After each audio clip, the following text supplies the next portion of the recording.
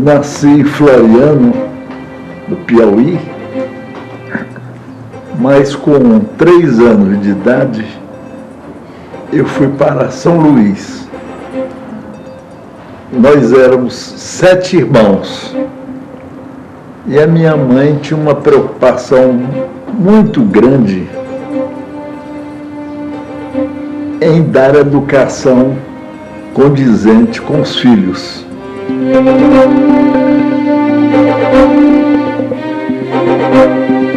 Em São Luís, o campo era bem maior, era na ocasião mesmo um ponto de referência cultural.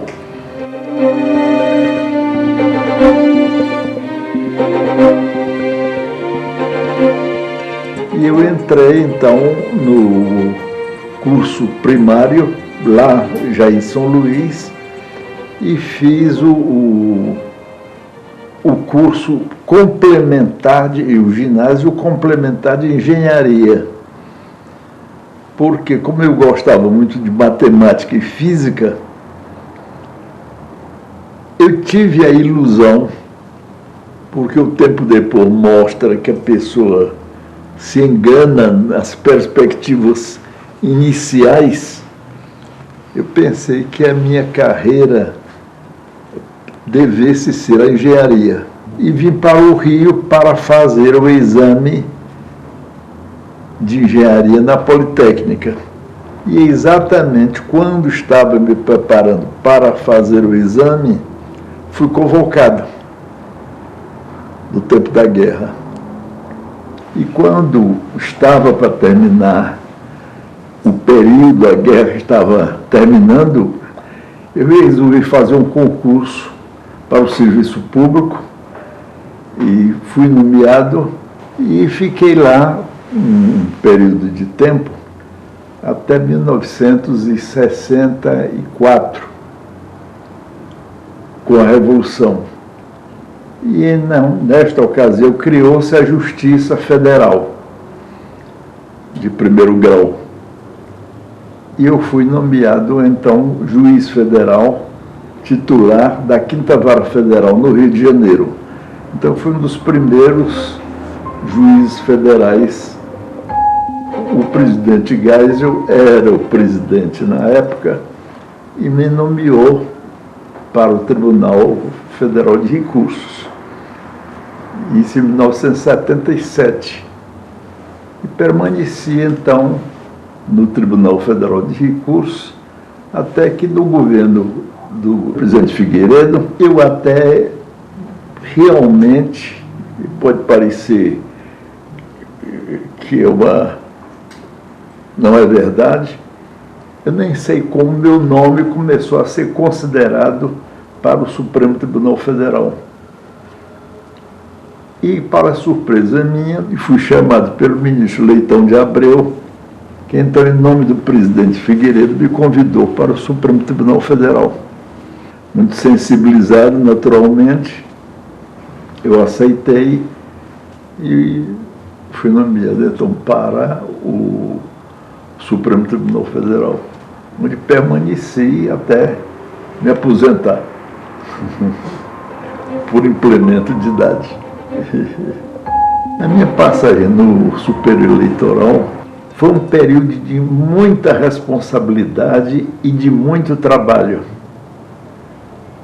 Mas, felizmente, tudo foi levado a bom termo.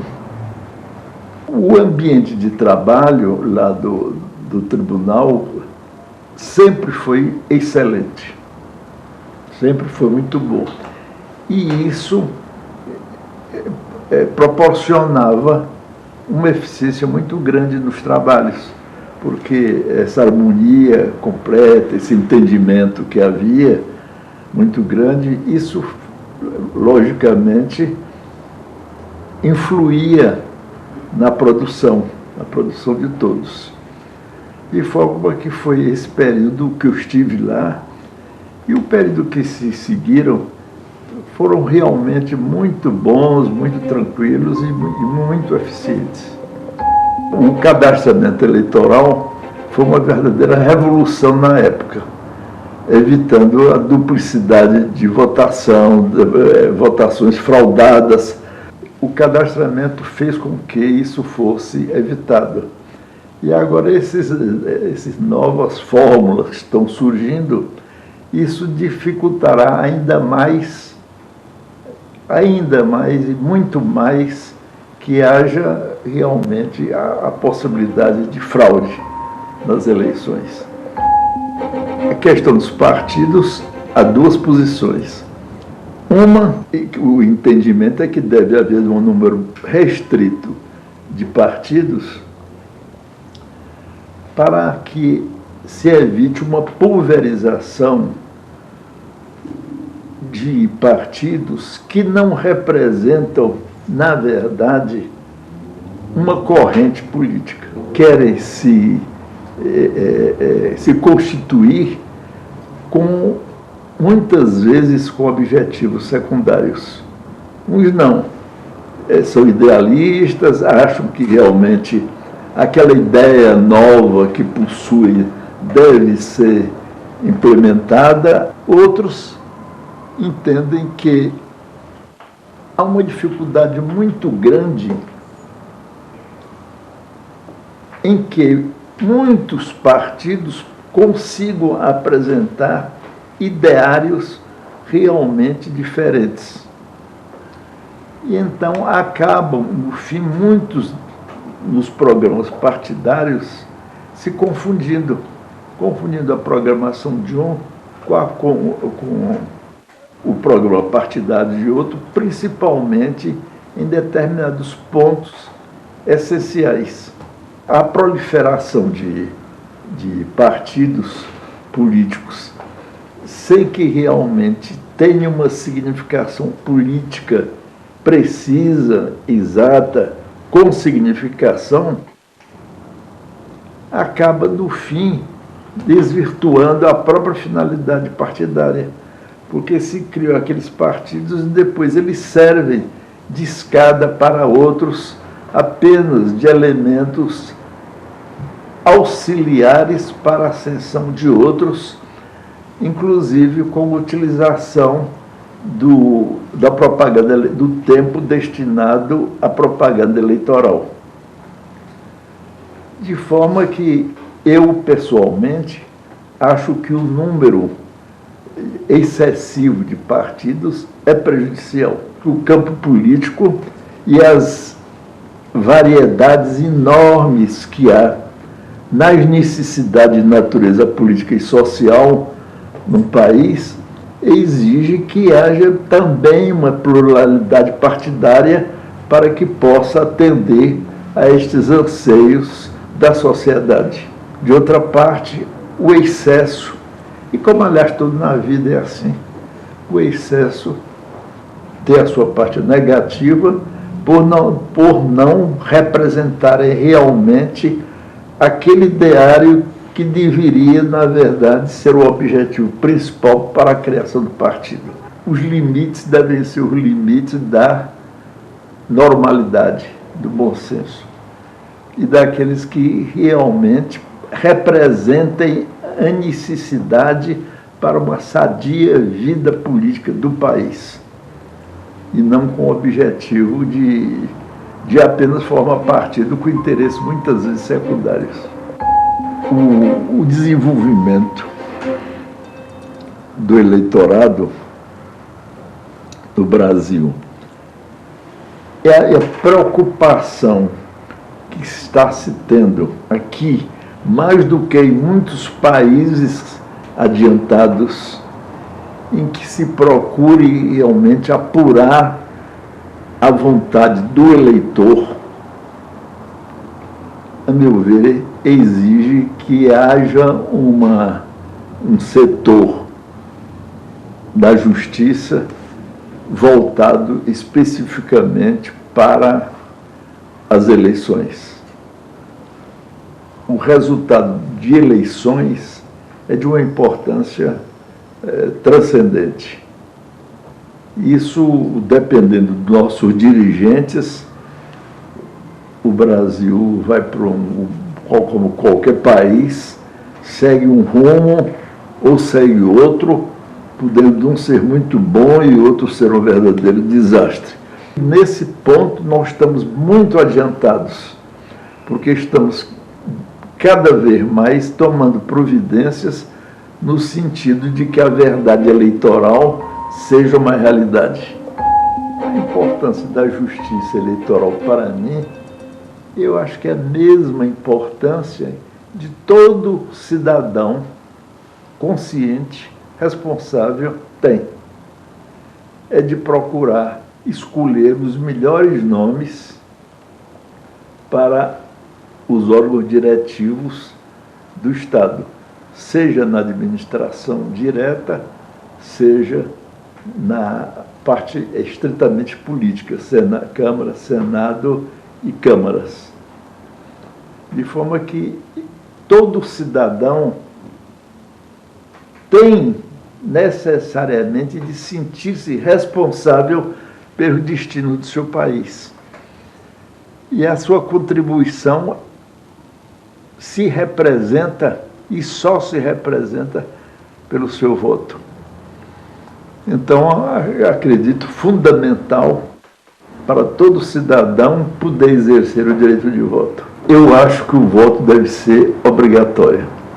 O voto facultativo, há muitos, um contingente expressivo de pessoas que, embora achem que devem determinados representantes ser eleitos por comodismo, preguiça e outros fatores, deixam de comparecer às urnas. Mas eu acho que a votação é um dever. E, portanto, este dever deve ser imposto a todos aqueles que tiverem já capacidade de discernimento para a escolha dos seus representantes. Se não houvesse a justiça eleitoral, como é que seriam escolhidos os nossos dirigentes? A única forma democrática conhecida é realmente a das eleições livres. Então, sem elas, não há democracia. E, como disse um pensador, a democracia pode não ser a melhor forma, mas é a melhor das que se conhece.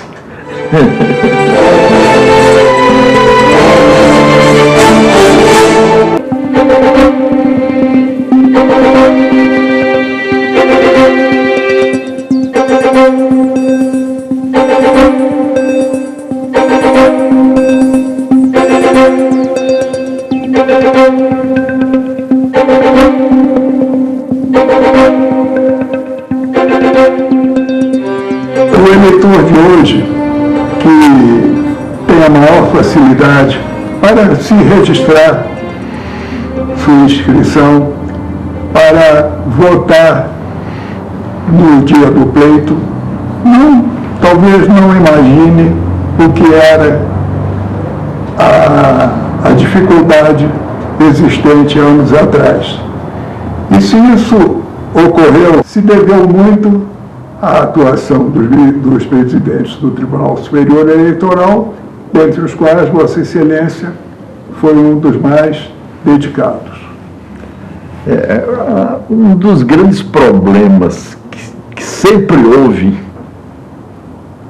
nas eleições, na lisura das eleições, enfim, na verdade eleitoral, ou seja, saber se realmente aqueles candidatos foram eleitos pela vontade da maioria dos eleitores ou se, na verdade, as influências, principalmente existentes em lugares menores do interior do Brasil, se aquele resultado representava, na verdade, o pensamento do eleitor. na sua maioria. E através dos tempos, então, foi havendo um aperfeiçoamento da máquina eleitoral para que exatamente as fraudes fossem desaparecendo. E hoje, pelo sistema nosso, que é um dos mais modernos do mundo, se ainda há fraude, ela é muito pouca, ela realmente se constitui em fator inexpressivo e que se pode dizer que, pela sua insignificância, ela não influi no resultado eleitoral. Este aperfeiçoamento foi conseguido com muita luta e através dos tempos. Verdade. Com muita luta, porque os interesses dos políticos que manobravam o voto realmente era contrário a esse sistema. Porque, lógico, que continuavam a querer que houvesse aquele sistema antigo em que eles conduziam o resultado das eleições. O cadastramento eleitoral era uma necessidade que se fazia premente, porque havia eleitores que se inscreviam como eleitores em mais de um município. E então votavam em 2 e até 3 municípios. Então esse foi o grande passo inicial para a informatização das eleições brasileiras. E há de se destacar que, na época, os órgãos da Justiça Eleitoral não tinham a estrutura que hoje apresentam. O que ocorreu com as eleições de Tocantins, que o senhor tem um depoimento muito oportuno para dar. Pela Constituição de 88, houve algumas modificações territoriais de criação de estados. E houve inserido nela a criação do estado do Tocantins, desmembrado do estado de Goiás. O candidato a governador, o deputado Siqueira Campos, que tinha uma aspiração muito grande ao governo e era líder naquela região, então me procurou com insistência para ver se conseguia realizar as eleições para o estado de Tocantins ainda no prazo das eleições gerais, quer dizer, em 15 de novembro. Bom, por quê? Pela Constituição, só o Estado teria vida, enfim, estaria realmente existindo, politicamente existindo, quando fossem realizadas as eleições. E então havia um interesse muito grande que elas fossem realizadas logo, porque se não fossem realizadas em 15 de novembro, todo um processo eleitoral em relação ao estado de Tocantins teria de ser feito. E se nós conseguíssemos fazer em 15 de novembro, aproveitaríamos toda a máquina já instalada, toda a movimentação necessária e se faria a eleição ainda neste prazo para que tivesse vida o estado de Tocantins. E isso conseguiu-se. Então, nas eleições de 15 de novembro, realizaram-se as eleições para o Tocantins e passou ele até a existência política. Um outro fato interessante vinculado à eleição, se trata da eleição da Márcia Kubitschek. A Márcia Kubitschek teve o seu registro negado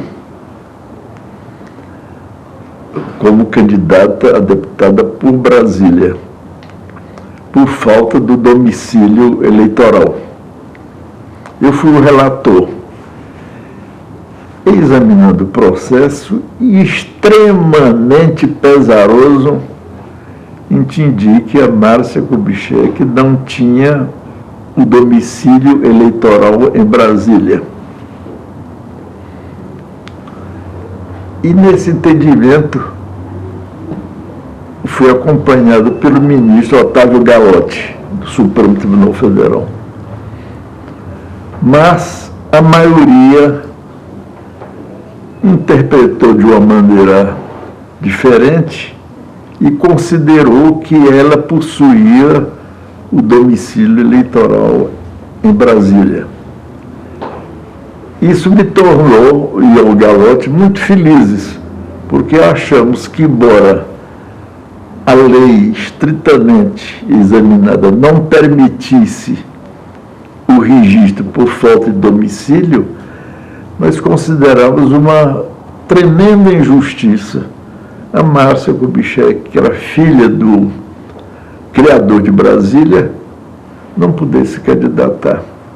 Ficamos muito felizes em ficar vencidos, porque achamos que era justo que ela realmente tivesse o seu registro. No eleitoral, um fato marcante deste período em que eu estive realmente lá, os fatos marcantes foram basicamente dois.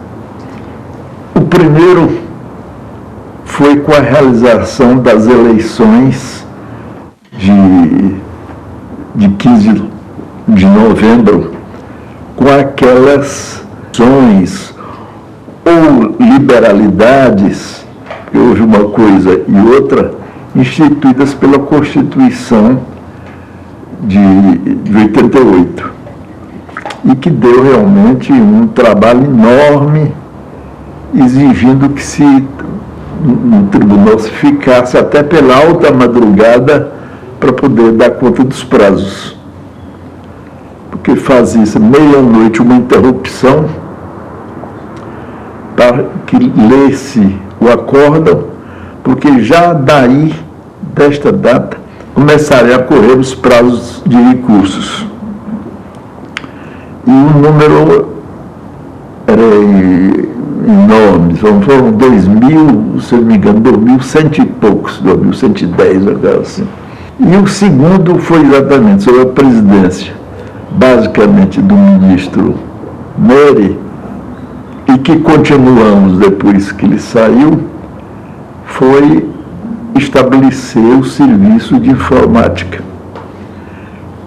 A compra de um aparelhamento gigantesco, compra de urnas eletrônicas, enfim, foi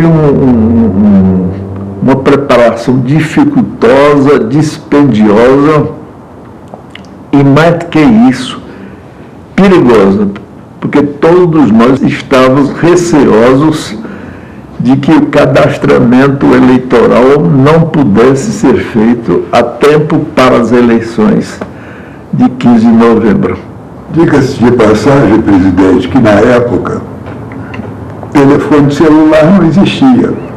A internet estava engateando. E as comunicações eram feitas através de telefone, ou o instrumento na época era o fax. Então, tirava-se cópia e mandava-se através do Telex. É verdade. Hoje, a tempo e a hora, nós temos a dificuldade que hoje inexiste, não é? Foi um períodozinho realmente trabalhoso. Esse período trabalhoso continua, cada eleição que vem é um volume de trabalho que se acresce enormemente ao tribunal, mas, de outra parte, aos recursos modernos de comunicação, que facilitam extraordinariamente. O registro do PDS, antigo PDS, agora PSDB, foi uma comissão de senadores entregar documentação. Já tinha mandado uns documentos, eu fui o relator e fiz já a preparação toda. Então, quando eles formalizaram com a documentação final entregando o registro, perguntaram quando estaria o pedido de registro provisório. Aí eu digo, hoje eu espero que esteja concedido o registro provisório, se estiver tudo certo, mas já tinha sido feito um estudo prévio, não é? Da documentação que tinham mandado. Naquele mesmo dia, no dia em que entregaram a documentação pedindo o registro provisório, naquele mesmo dia foi concedido o registro. E eles perguntaram, mas por que hoje mesmo? Eu digo, porque não sei se os senhores repararam, é a questão do prazo. Se não for agora, vai ser ultrapassado o prazo necessário para o registro provisório. Na época, os políticos tinham o cognome de tucanos. É verdade. E surgiu então aquela imagem. Aí o senador Chagas Rodrigues, pelo Piauí, fez uma brincadeira, né? Dizia, uma feliz coincidência na hora da entrega da documentação. É uma feliz coincidência o Partido dos Tucanos obter o registro das mãos do ministro Passarinho. Aí eu brincando também, e assim fica tudo no reino ornitológico.